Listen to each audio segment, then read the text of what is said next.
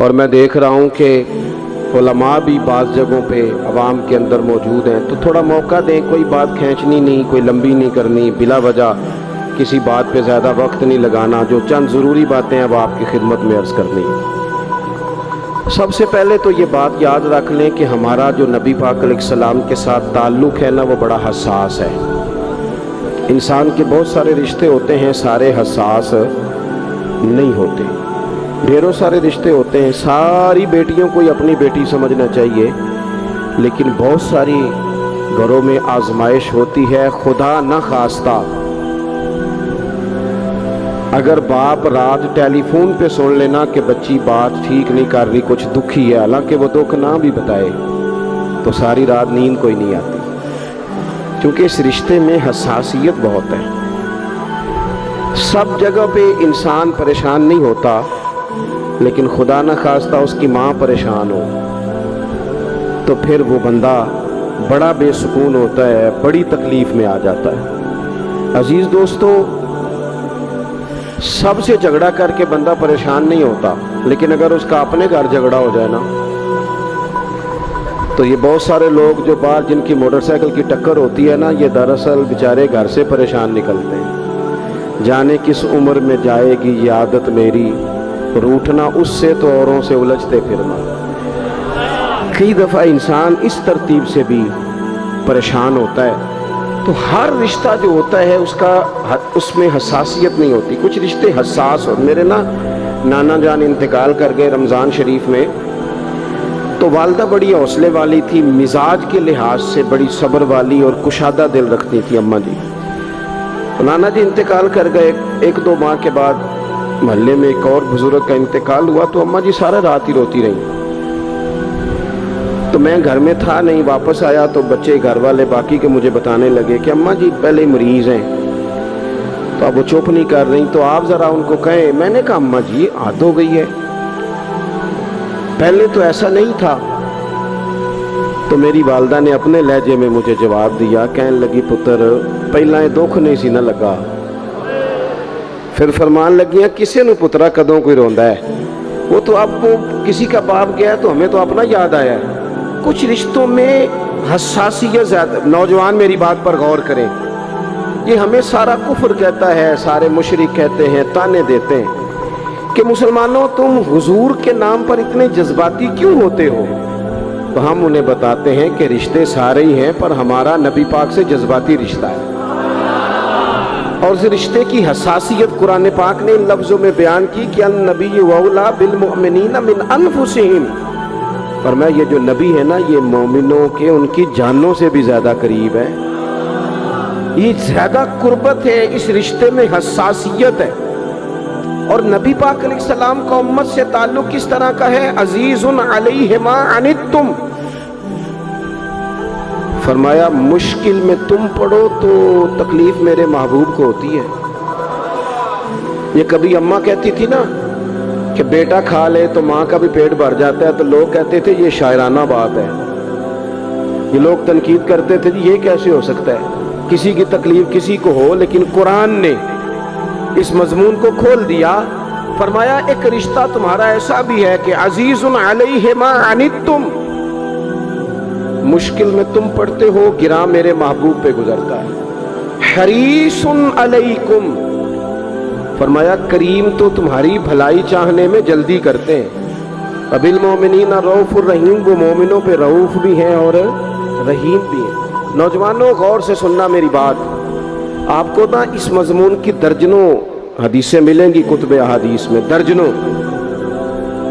حضور فرماتے ہیں میرا جی چاہتا تھا، جب کسی کام کو میرا اور آپ کا جی چاہتا ہے تو پھر ہم پرواہ نہیں کرتے، من کی مرضی پوری کرتے ہیں۔ صحیح کہہ رہا ہوں؟ یعنی میرا جی چاہتا ہے تو پھر میں وہ کام چھوڑ جاؤں؟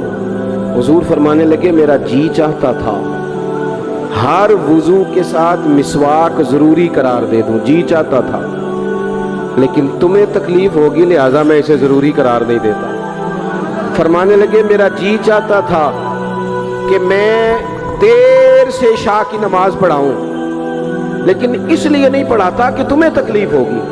پھر فرمایا میرا جی چاہتا تھا کہ میں اپنی پوری امت پر تہجد کی نماز ضروری قرار دے دوں، پھر حضور قرار کیوں نہیں دی؟ تو بات کا مفہوم یہ بنتا ہے کہ حضور فرمانے لگے میں نے اپنی چاہت نہیں دیکھی، تمہاری نیند دیکھی ہے، تمہیں تکلیف ہوگی۔ حضرت سیدہ عائشہ صدیقہ فرماتی ہیں، صحیح حدیث میں موجود ہے، فرماتی ہیں حضور کو امت کے حق میں 2 باتوں کا اختیار دیا جاتا نا کہ یا رسول اللہ یہ والی چیز آپ کی امت پہ ضروری کر دی جائے یا یہ والی، تو سیدہ فرماتی ہیں جو چیز زیادہ آسان ہوتی حضور امت کے حق میں اسے اختیار کرتے ہیں، امت پر مشکل نہ آئے۔ حساسیت امت کے حق میں، نبی پاک کے دل میں حساسیت، یہاں تک بات آ گئی کہ حضور فرماتے ہیں میں امامت کر رہا ہوتا ہوں، دل کرتا ہے لمبی نماز پڑھاؤں۔ نماز کس کی عبادت ہے؟ دل کرتا ہے لمبی پڑھاؤں، لیکن فرمایا پھر کسی بچے کے پیچھے سے رونے کی آواز آتی، میں نماز مختصر کر دیتا ہوں کہ اس کی ماں نماز میں شامل ہے یا گھر میں سے کوئی شامل ہے تو تکلیف نہ ہو۔ حضور ہر جگہ امت کے حق میں نرمی کرتے، آسانی پیار کرتے۔ امت کی بات آتی، حضور نے جب لشکر روانہ کیے، قافلے بھیجے جہاد کے لیے یا کچھ لوگوں کو بعض صوبوں پر بطور گورنر تعینات فرمایا، تو فرمایا لوگوں کو خوشخبریاں دینا، لوگوں کو خوشخبریاں دینا، پریشان نہ کرنا، لوگوں پر آسانی کرنا، انہیں مشکل میں نہ ڈالنا۔ حضور امت پر آسانی کرتے، کیوں؟ اس رشتے میں حساسیت ہے۔ جب قرآن مجید کی وہ آیات نازل ہوئی نا جن میں سخت احکامات ہیں، تو محبوب کئی دن روتے رہے اپنی امت کی اس تکلیف میں کہ یہ دوزخ میں جائیں گے۔ کئی دن تک حضور نے آنسو بہائے۔ سارا کچھ جاننے والے رب نے پیغام بھیجا، حضرت جبریل حاضر بارگاہ ہوئے، یا رسول اللہ رب فرماتا ہے پریشان کیوں ہیں؟ کہا اللہ نے سخت حکم دے دیا ہے، امت کمزور ہے، کیسا پورا کرے گی؟ اللہ کرے آپ کی پوری توجہ ہو جائے میری بات پر، آمین تو کہہ دیں، آمین تو کہہ دیں یار۔ اللہ کرے آپ پورے جاگ جائیں اور میری بات آپ غور سے سنیں، توجہ کریں۔ عزیز بھائی اس پر غور کرو، اس حساسی، آج امت کو کہا جائے نا تو داڑھی شریف رکھ لے، اس میں حساسیت ہی نہیں آتی۔ وہ کہتے ہیں پیر صاحب آپ دعا کریں، تو میں کہتا ہوں جب آپ تنخواہ لینے گئے تھے تب تو نہیں دعا کرا کے گئے تھے، اس وقت بھی کہنا تھا مشکل ہو رہا ہے بینک تک جانا تو میں تو نہیں جا سکتا، دعا کر دیں۔ جب آپ مال حاصل کر رہے تھے کسی جگہ تھے، وہ تو بڑی آسانی سے آپ نے لے لیا، اور داڑھی کے لیے پہلے آپ کو وظیفہ دیا جائے، دعائیں کی جائیں، آپ کے لیے چلہ کیا جائے، پھر آپ سنت شریعت کی طرف آئیں گے۔ حساس رشتہ، رسول کائنات آنسو بہا رہے ہیں، کس طرح یہ امت حساب دے گی؟ اللہ کے حضور کیسے؟ بڑی کاہلی ہے ہمارے اندر، بڑی سستی ہے، ہم بڑی آزمائشوں میں۔ حضور جانتے جب محبوب کئی دنوں تک روئے، اللہ کرے امتی بھی کبھی کبھی حضور کی یاد میں روئے۔ ایک تو یہ ہماری محفلیں ہیں نا جن میں مجبور کر دیتا ہے خطیب، واعظ، نعت خواں، تو مجبوراً بھی سبحان اللہ کہنی پڑتی ہے۔ کاش کبھی گھر میں بیٹھے بیٹھے بھی دل کرے اور ہم کسی نعت خواں کے دروازے پہ اسپیشل جا کے دستک دیں اور اسے کہیں دل بڑا پریشان ہے، مدینے والے کی کوئی نعت تو سنا۔ کبھی ایسا بھی ہونا کہ گھر میں پیسے نہ ملنے پہ تو ٹینشن ہوتی ہے، اور کوئی مقدمہ آ جائے تو پریشانی ہوتی ہے، لڑائی ہو جائے تو ہوتی ہے۔ کبھی یوں بھی تو ہونا رات کو ابا جی رو رہے ہوں بستر پہ اور بڑا رو رہے ہوں اور تڑپ کے رو رہے ہوں، بچے آ کے اماں سے پوچھیں کیا مسئلہ ہے ہمارے ابا کو، کوئی پریشانی ہے، کوئی ڈاکٹر کو بلائیں، کوئی دکھ ہے؟ اماں کہتی ہے جاؤ تمہارے والی بات نہیں۔ بچے اصرار کر کے کہتے ہیں نہیں اماں بتا تو صحیح مسئلہ کیا ہے؟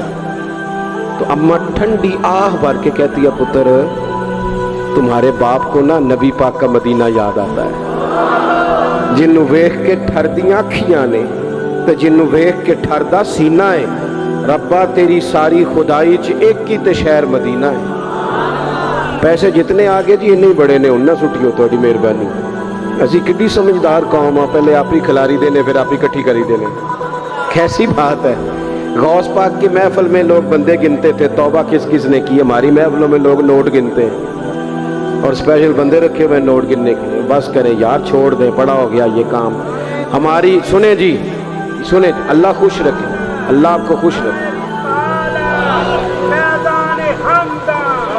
اور میرے بھائی اللہ جزاک سنے, ہمیں جو کچھ دین نے دے دیا وہ ہماری اوقات سے پہلے ہی بڑا زیادہ ہے.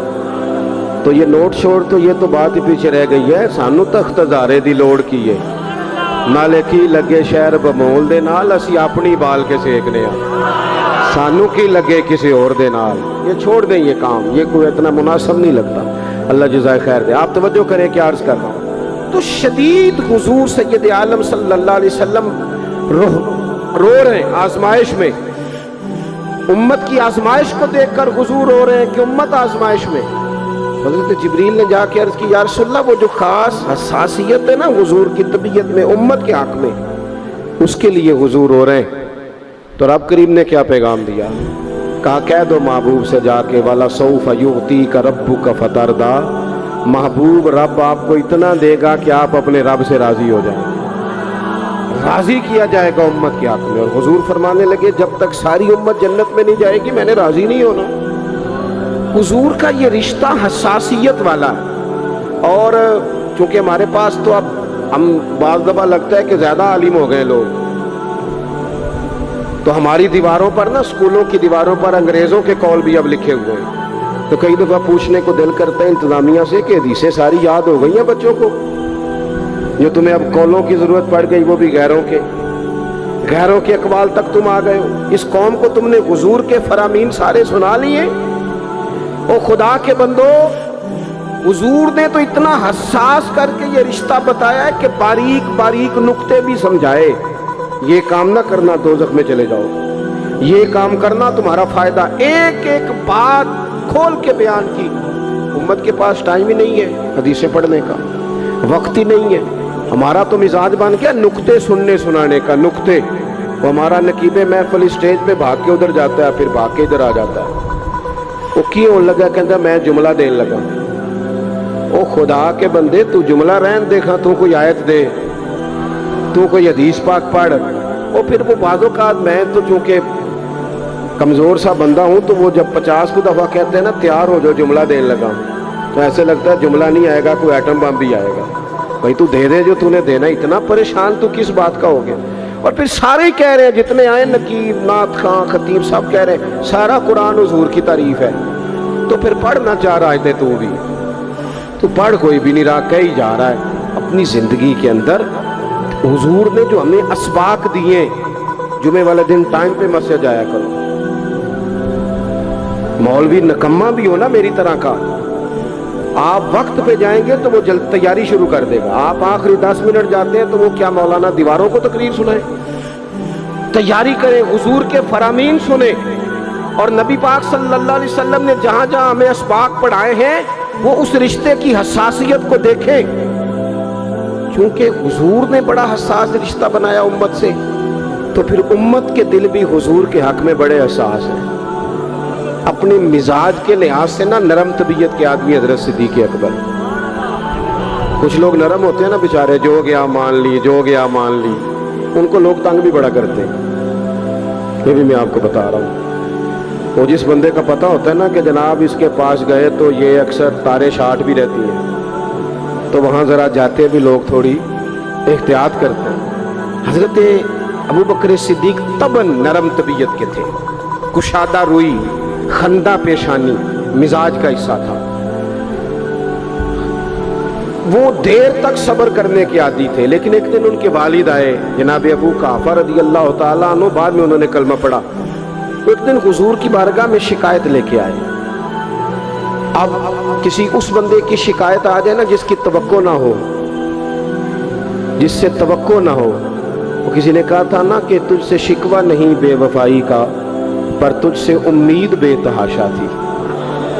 تیرے اوپر امیدیں بڑی تھیں, تو نے یہ جو کام کیا نا یہ تھوڑا عجیب لگا ہے, تجھے نہیں کرنا چاہیے تھا. کوئی اور کر دیتا تو چلو بات اتنی سخت نہیں تھی, تجھے نہیں کرنی چاہیے تھی, تیری بنتی نہیں. حضرت صدیق اکبر طبی طور پر نرم آدمی, لیکن ان کے والد آئے حضور کی بارگاہ میں, اور بزرگ ہیں اور نابینا ہیں اور لاٹھی تھامے ہوئے, اور انہوں نے بڑی عجیب بات کی. کہا یا رسول اللہ حد ہو گئی, آج تو ابو بکر صدیق نے مجھے تھپڑ مارا ہے, تھپڑ مارا ہے. یہ ابھی وہ مسلمان نہیں تھے، شکایت آئی، کریم محبوب علیہ السلام کے گرد جتنے لوگ کھڑے تھے محو حیرت ہو گئے کہ ابو بکر صدیق یہ کام کریں گے۔ حضور نے فرمایا بلاؤ نا جناب صدیق کو، حاضر بارگاہ ہو گئے، ہاتھ باندھے، نظر جھکائی ہے۔ حضور نے فرمایا ابو بکر لوگوں کو تو یقین ہی نہیں آ رہا، تم نے تھپڑ مارا باپ کو؟ خاموش کھڑے، خاموش۔ کریم نے فرمایا ابو بکر سن رہے ہو میں نے کیا کہا، باپ کو مارا ہے؟ چپ کھڑے۔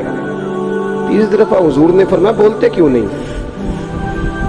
انہوں نے نا گردن اٹھائی، آنسو ٹپ ٹپ داڑھی پہ گر رہے، رو کے عرض کرنے لگے یا رسول اللہ باپ سے کہیں خنجر لے کے میرا گلا کاٹ دے، میں سی نہیں کروں گا، پر اس نے نا آج آپ کے بارے میں بات کی ہے، آپ کی شان اقدس کے بارے میں کچا جملہ بولا ہے، آپ کے بارے میں کمزور بات کی ہے۔